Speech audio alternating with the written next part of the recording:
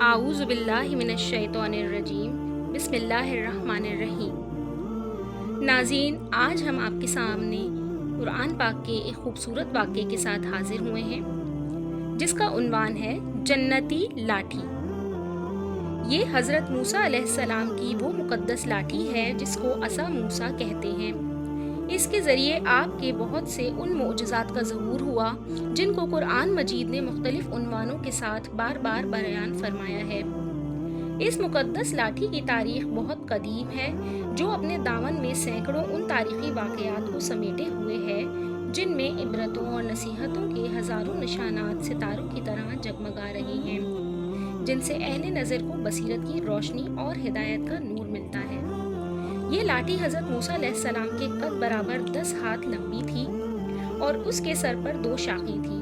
جو رات میں مشعل کی طرح روشن ہو جایا کرتی تھیں۔ یہ جنت کے درخت پیلو کی لکڑی سے بنائی گئی تھی اور اس کو حضرت آدم علیہ السلام بہشت سے اپنے ساتھ لائے تھے۔ چنانچہ سید علی اجوزی علیہ الرحمہ فرماتے ہیں،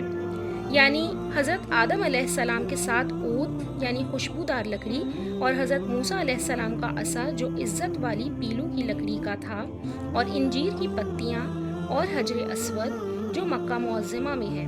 اور نبی معظم حضرت سلیمان علیہ السلام کی انگوٹھی، یہ 5 چیزیں جنت سے اتاری گئی ہیں۔ حضرت آدم علیہ السلام کے بعد یہ مقدس عصا حضرات انبیاء کرام علیہم الصلاۃ والسلام کو یکے بعد دیگرے بطور میراث کے ملتا رہا، یہاں تک کہ حضرت شعیب علیہ السلام کو ملا جو قوم مدین کے نبی تھے۔ جب حضرت موسیٰ علیہ السلام مصر سے ہجرت فرما کر مدین تشریف لے گئے اور حضرت شعیب علیہ السلام نے اپنی ساجزادی حضرت بی بی صفورہ رضی اللہ عنہ سے آپ کا نکاح فرما دیا اور آپ 10 برس تک حضرت شعیب علیہ السلام کی خدمت میں رہ کر آپ کی بکریاں چراتے رہے، اس وقت حضرت شعیب علیہ السلام نے حکم خداوندی کے مطابق آپ کو یہ مقدس عصا عطا فرمایا۔ پھر جب آپ اپنی زوجہ محترمہ کو ساتھ لے کر مدین سے مصر اپنے وطن کے لیے روانہ ہوئے اور وادی مقدس مقام طوبہ میں پہنچے تو اللہ تعالیٰ نے اپنی تجلی سے آپ کو سرفراز فرما کر منصب رسالت کے شرف سے سربلند فرمایا۔ اس وقت حضرت حق جل مجدہ نے آپ سے جس طرح کلام فرمایا، قرآن مجید نے اس کو اس طرح بیان فرمایا، یعنی ترجمہ، اور اے موسیٰ آپ کے داہنے ہاتھ میں کیا ہے؟ تو آپ نے کہا کہ یہ میری لاٹھی ہے، میں اس پر ٹیک لگاتا ہوں اور اس سے اپنی بکریوں کے لیے پتے جھاڑتا ہوں اور اس سے میرے دوسرے کام بھی نکلتے ہیں۔ معارب اخرى دوسرے کاموں کی تفسیر میں حضرت علامہ ابو البرکات عبداللہ بن احد نصفی علیہ الرحمہ نے فرمایا کہ مثلاً اس کو ہاتھ میں لے کر اس سے سہارے چلنا، اس سے بات چیت کر کے دل بہلانا، دن میں اس کا درخت بن کر آپ پر سایہ کرنا، رات میں اس کی دونوں شاخوں کا روشن ہو کر آپ کو روشنی دینا، اس سے دشمنوں، درندوں اور سانپیں بچھوؤں کو مارنا، کنویں سے پانی بھرنے کے وقت اس کا رسی بن جانا اور اس کی دونوں شاخوں کا ڈول بن جانا، بوقت ضرورت اس کا درخت بن کر حسب خواہش پھل دینا، اس کو زمین میں گاڑ دینے سے پانی نکل پڑنا وغیرہ شامل ہیں۔ حضرت موسیٰ علیہ السلام اس مقدس لاٹھی سے مذکورہ بالا کام نکالتے رہے، مگر جب آپ فرعون کے دربار میں ہدایت فرمانے کی غرض سے تشریف لے گئے اور اس نے آپ کو جادوگر کہہ کر جھٹلایا تو اس عصا کے ذریعے بڑے بڑے معجزات کا ظہور شروع ہو گیا، جن میں سے 3 معجزات کا تذکرہ قرآن مجید نے بار بار فرمایا جو حسب ذیل ہیں۔ ذکر نمبر 1، عصا اژدہا بن گیا۔ اس واقعے کا یہ ہے کہ فرعون نے ایک میلہ لگوایا اور اپنی پوری سلطنت کے جادوگروں کو جمع کر کے حضرت موسیٰ علیہ السلام کو شکست دینے کے لیے مقابلے پر لگا دیا، اور اس میلے کے ازدحام میں جہاں لاکھوں انسانوں کا مجمع تھا، ایک طرف جادوگروں کا ہجوم اپنی جادوگری کا سامان لے کر جمع ہو گیا اور ان جادوگروں کی فوج کے مقابلے میں حضرت موسیٰ علیہ السلام تنہا ڈٹ گئے۔ جادوگروں نے فرعون کی عزت کی قسم کھا کر اپنے جادو کی لاٹھیوں اور رسیوں کو پھینکا تو ایک دم وہ لاٹھیاں اور رسیاں سانپ بن کر پورے میدان میں ہر طرف پھنکار مار مار کر دوڑنے لگیں اور پورا مجمع خوف و ہراس میں بدحواس ہو کر ادھر ادھر بھاگنے لگا، اور فرعون اور اس کے تمام جادوگر اس کرتب کو دکھا کر اپنی فتح کے گھمنڈ اور غرور کے نشے میں بدمست ہو گئے اور جوش شادمانی میں تالیاں بجا بجا کر اپنی مسرت کا اظہار کرنے لگے۔ کہ اتنے میں ناگہاں حضرت موسیٰ علیہ السلام نے اللہ کے حکم سے اپنی مقدس لاٹھی کو ان سانپوں کے ہجوم میں ڈال دیا تو یہ لاٹھی ایک بہت بڑا اور نہایت ہیبت ناک اژدہا بن کر جادو کے تمام سانپوں کو نگل گیا۔ یہ معجزہ دیکھ کر تمام جادوگر اپنی شکست کا اعتراف کرتے ہوئے سجدے میں گر پڑے اور بآواز بلند یہ اعلان شروع کر دیا کہ یعنی ہم سب حضرت ہارون اور حضرت موسیٰ علیہ السلام کے رب پر ایمان لائے۔ جنتی لاٹھی سے ہونے والا دوسرا معجزہ، عصا مارنے سے چشمے جاری ہو گئے۔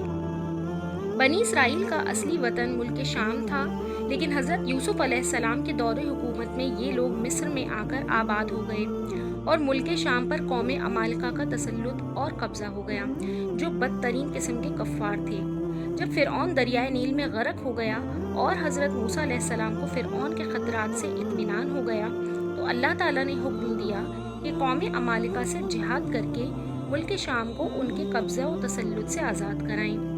چنانچہ آپ 6 لاکھ بنی اسرائیل کی فوج لے کر جہاد کے لیے روانہ ہو گئے، مگر ملک شام کی حدود میں پہنچ کر بنی اسرائیل پر قوم عمالقہ کا ایسا خوف سوار ہو گیا کہ بنی اسرائیل ہمت ہار گئے اور جہاد سے منہ پھیر لیا۔ اس نافرمانی پر اللہ تعالیٰ نے بنی اسرائیل کو یہ سزا دی کہ یہ لوگ 40 برس تک میدان طیہ میں بھٹکتے اور گھومتے پھرے اور اس میدان سے باہر نہ نکل سکے۔ حضرت موسیٰ علیہ السلام بھی ان لوگوں کے ساتھ میدان طیہ میں تشریف فرما تھے۔ جب بنی اسرائیل اس بے آب و گیا میدان میں بھوک و پیاس کی شدت سے بے قرار ہو گئے تو اللہ تعالیٰ نے حضرت موسیٰ علیہ السلام کی دعا سے ان لوگوں کے کھانے کے لیے من و سلوہ آسمان سے اتارا۔ من شہد کی طرح ایک قسم کا حلوہ تھا اور سلوہ بھنی ہوئی بٹیریں تھی۔ کھانے کے بعد جب یہ لوگ پیاس سے بے تاب ہونے لگے اور پانی مانگنے لگے تو حضرت موسیٰ علیہ السلام نے پتھر پر اپنا عصا مار دیا تو اس پتھر میں 12 چشموں کی ٹوٹیاں پھوٹ کے بہنے لگیں اور بنی اسرائیل کے 12 خاندان اپنی ایک ٹوٹی سے پانی لے کر خود بھی پینے لگے اور اپنے جانوروں کو بھی پلانے لگے اور پورے 40 برس تک یہ سلسلہ جاری رہا۔ یہ حضرت موسیٰ علیہ السلام کا معجزہ تھا جو عصا اور پتھر کے ذریعے زبور میں آیا۔ قرآن مجید نے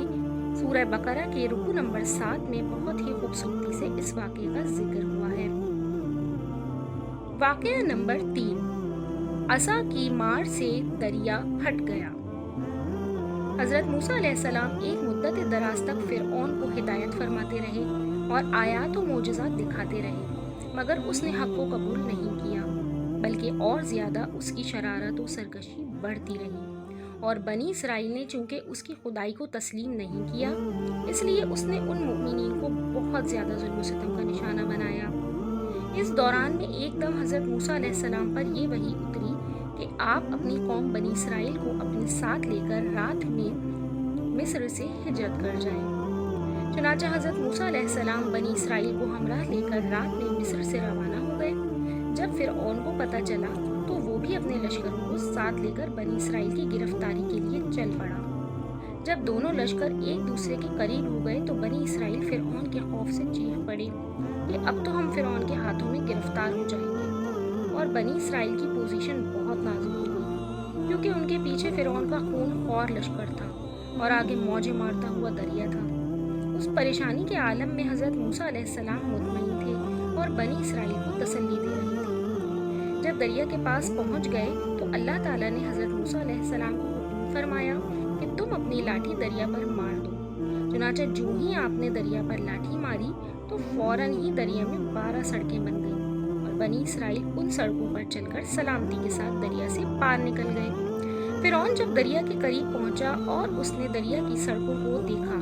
تو وہ بھی اپنے لشکروں کے ساتھ ان سڑکوں پر چل پڑا، مگر جب فرعون اور اس کا لشکر دریا کے بیچ پہنچا تو اچانک دریا موجیں مارنے لگا